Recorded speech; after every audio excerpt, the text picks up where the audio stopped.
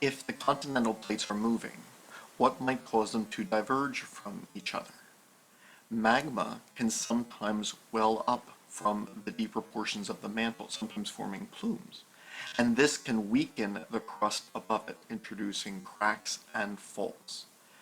As the rising magma over this weakened crust changes it, the crust can then thin and spread apart, introducing faults. This pattern is recognized as a rift valley, and there are a number of rift valleys on Earth today where plates are spreading apart from each other, such as in East Africa.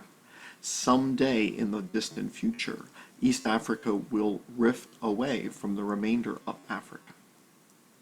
Magma from the deeper crust can well up and fill the floor of a rift valley.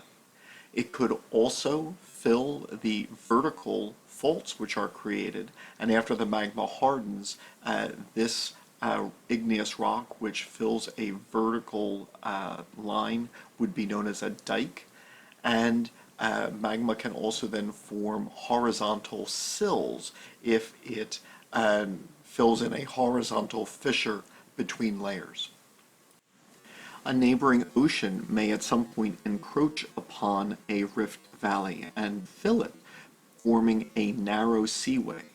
Above the African Rift Valley is the Red Sea, which is a diverging plate which is slightly more advanced than that what is found in East Africa.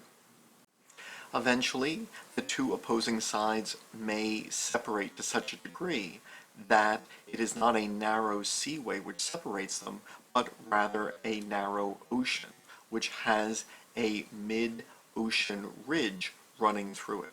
At this mid-ocean ridge, magma continues to well up, and after it solidifies, it forms new oceanic crust, which then serves to push the opposing sides farther from each other. Then more magma could well up and then widen the basin even more as the two opposing sides are pushed farther from each other. This process, where diverging plates, especially those along mid-Atlantic ridges, then widen the ocean, explains the age of the seafloor when one observes that the youngest portions of the seafloor are those along the ridge, the most recently created, and these oceanic crust sections become older as they move farther from the ridge. And as we consider the history of the Earth, this can explain how continents and even supercontinents can then divide.